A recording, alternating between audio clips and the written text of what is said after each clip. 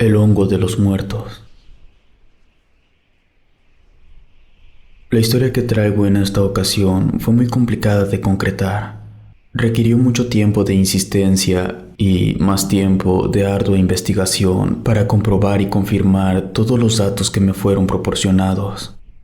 A esta persona fue posible contactarla gracias al hijo de un empresario de Monterrey que se apellida Cuevas. El hijo del empresario es seguidor del canal desde hace unos meses y dio la casualidad que el empresario conoce al papá de la persona que nos proporcionó la historia. Este relato tiene un trasfondo interesante, ya que quien lo cuenta es una persona, podría decirse, importante en la ciudad que vive allá en Estados Unidos. Es muy respetado, tiene cierto prestigio y por este motivo ha preferido mantenerse en anonimato. Solo me queda pedirles que abran su mente. Sin más que añadir, los dejo con el relato. Me presento. Tengo una licenciatura en entomología y patología vegetal. Estudié en la Universidad Estatal de Oklahoma. También tengo una maestría de ciencias de las plantas, insectos y microbios. Esa maestría la obtuve en una universidad de Missouri. Yo y toda mi familia somos de Tijuana. Pero yo no quería estudiar en México. Sentía que no había ninguna universidad en el país que cumpliera con mis expectativas. Así que solicité una beca para estudiar en Estados Unidos. Y fue así que logré obtener los títulos que ya les mencioné. Siempre me han gustado las plantas. Mi abuela, que nació en Tlaxcala, me decía que las plantas eran un puente que unían a nuestro mundo con el mundo de los muertos. Que ese era el motivo por el cual, cuando una persona fallecía, se le dejaban flores. Fue precisamente mi abuela la que me enseñó a entender cómo funcionaba la naturaleza que había a mi alrededor. Conforme fui creciendo, también aumentaba mi fascinación hacia todo tipo de plantas y sus derivados. Me gustaba mucho cuidar las flores. Por eso estudié lo que estudié. Se podría decir que, en términos simples, soy un doctor de plantas. Aparte de eso, doy clases en una escuela de Arizona. Hace algunos años, yo tenía un amigo que vivía en Chile. A este amigo lo había conocido en una conferencia en Miami. Él era el menos aburrido de todos los que estaban ahí. Él era historiador. Tenía una increíble y admirable fascinación por la historia perdida. Le encantaba armar rompecabezas sobre posibles culturas o civilizaciones que pudieran haberse perdido con el paso del tiempo. En una ocasión, me envió un correo en el que me explicaba que había encontrado indicios de un antiquísimo asentamiento en la zona austral de Chile.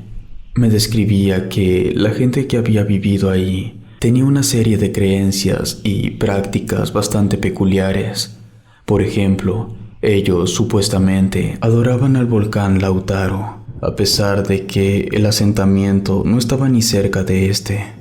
Me anexó fotografías de grabados en piedra donde se podían observar criaturas muy interesantes. Había una que me llamó mucho la atención.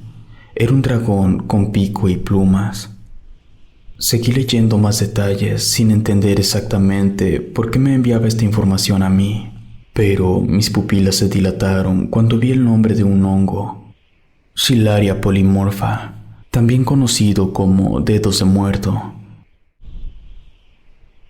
Ese hongo es un organismo dependiente de los residuos de otros organismos de su entorno, como hojas muertas, excremento, y aquí es donde surge lo más interesante, el hongo se nutre gracias a los cadáveres.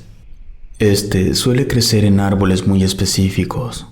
Existía la posibilidad de que las personas que habían vivido ahí utilizaban el hongo para practicar rituales que servían para contactar con los muertos.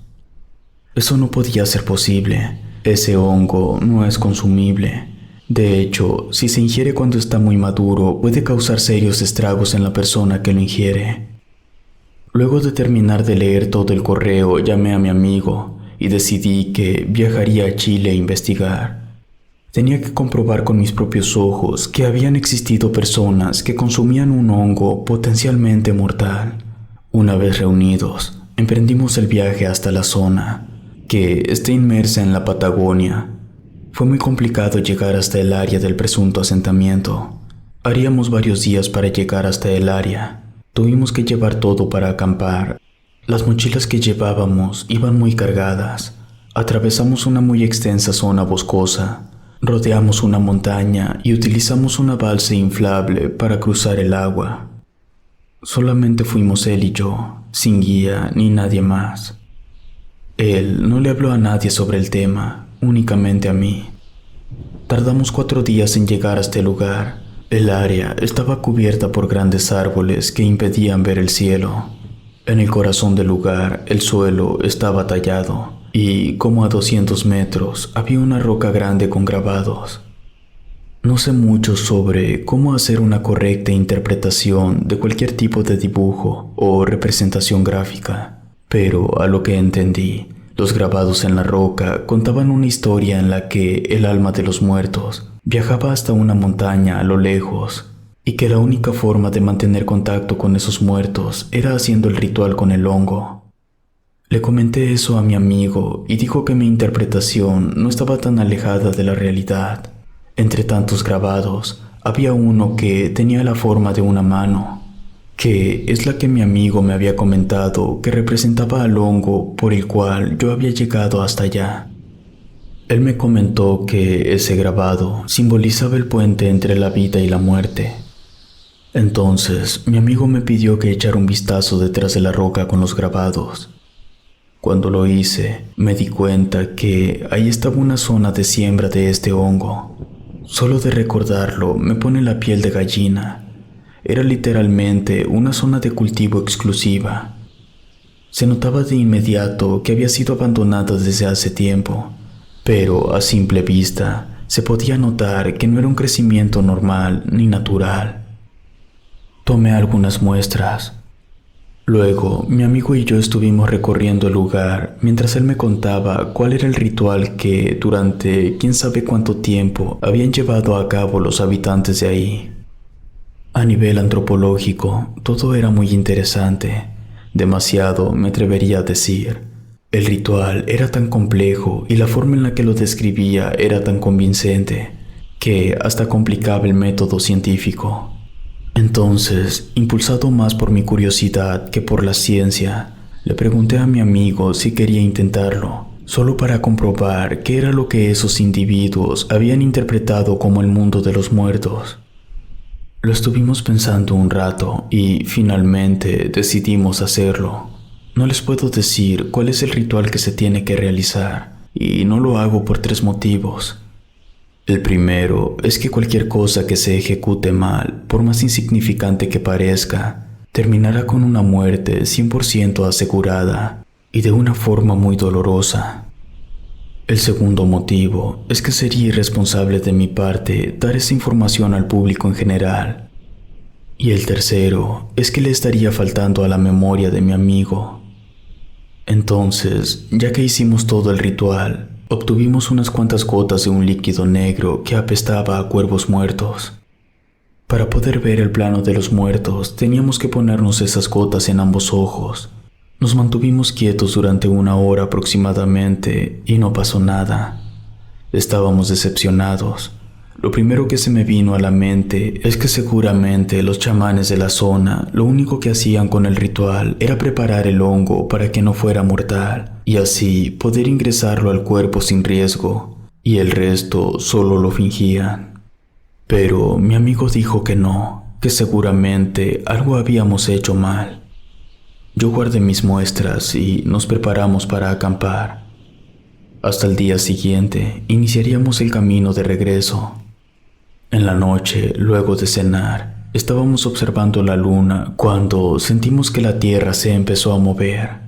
Entré en alerta pensando que pudiera tratarse de un sismo o algo, pero el movimiento se desplazó.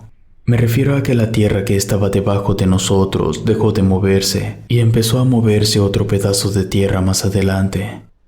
Otra cosa extraña es que cuando ese temblor se alejó de nosotros, dejó una pestilencia a drenaje. Eso no tenía sentido.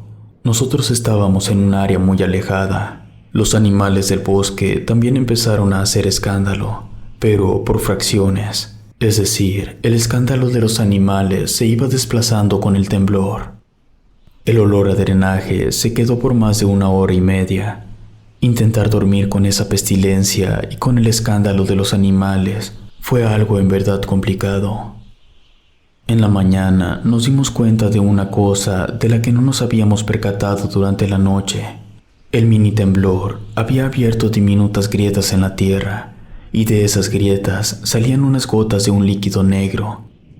Ese líquido era el que apestaba. No queríamos quedarnos a investigar, así que empacamos todo y empezamos a caminar.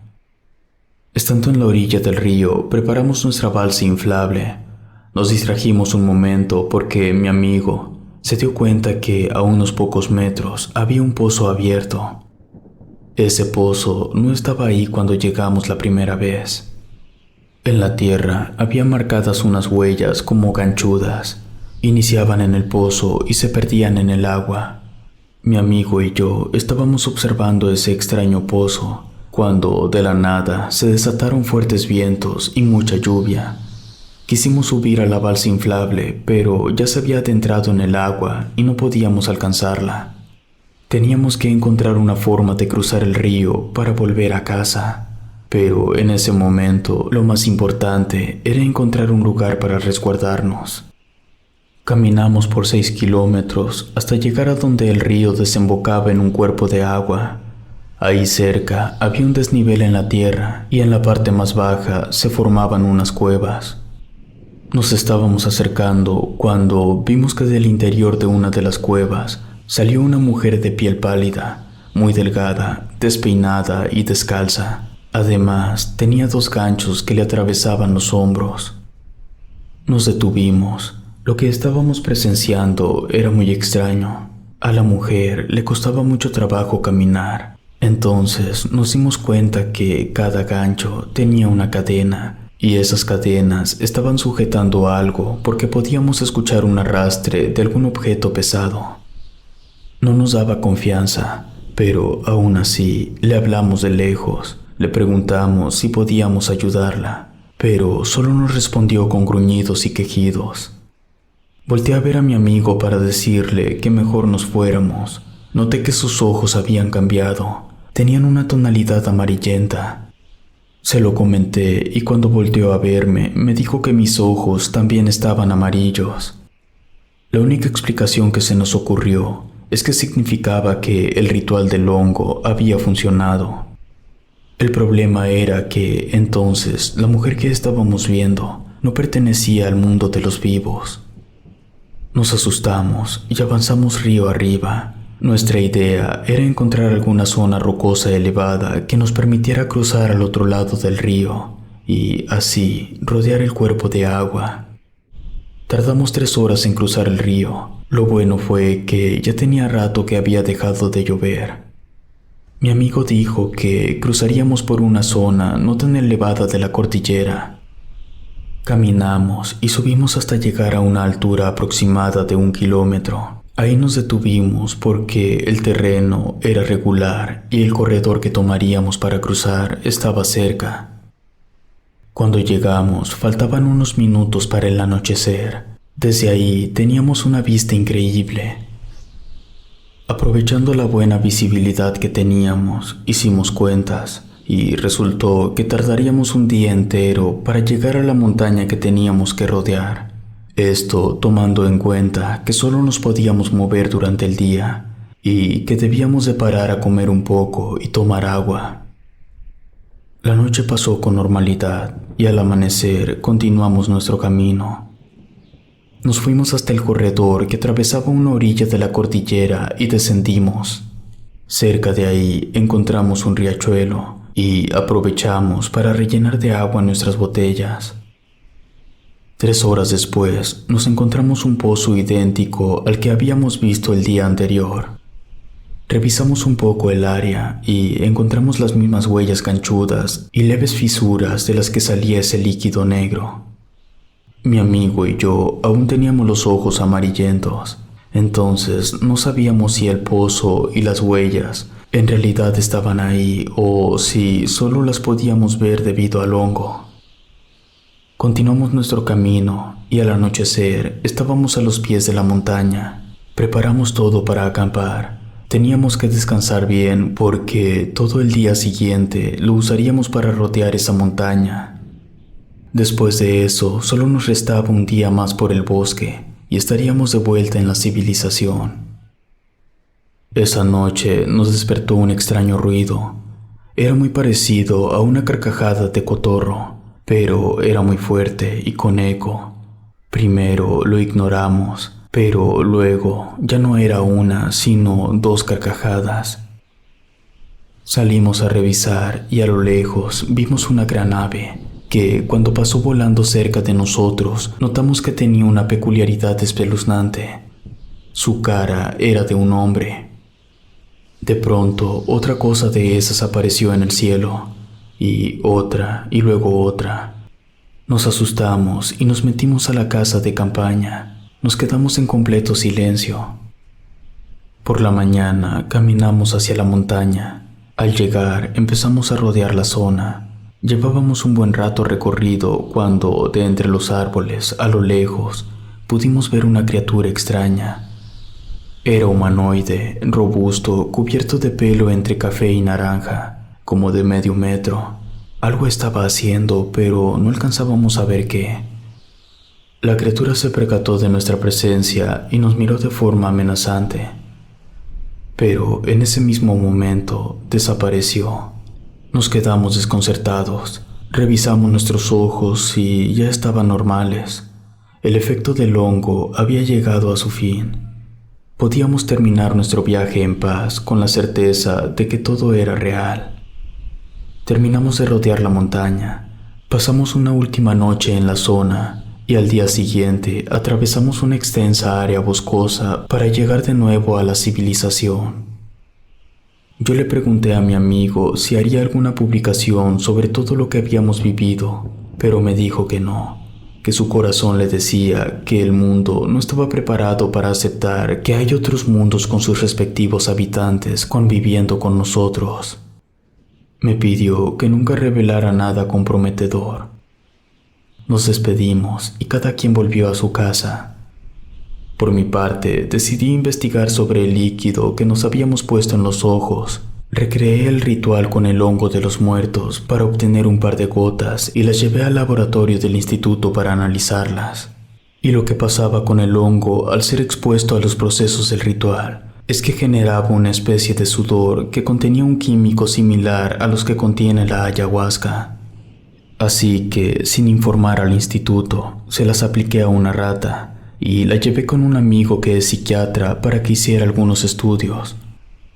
Resultó que las gotas tenían efecto sobre la glándula pineal, y no estoy afirmando nada, pero la glándula pineal se cree que está relacionada con el sexto chakra, también conocido como el tercer ojo.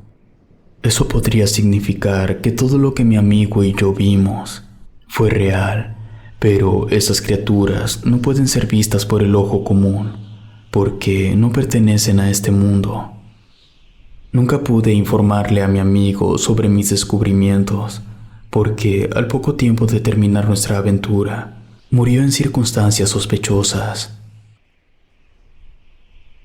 Si te gustó esta historia, suscríbete activando la campanita para que no te pierdas lo mejor de Rede. Gracias por escucharnos. Relato escrito y adaptado por Ramiro Contreras.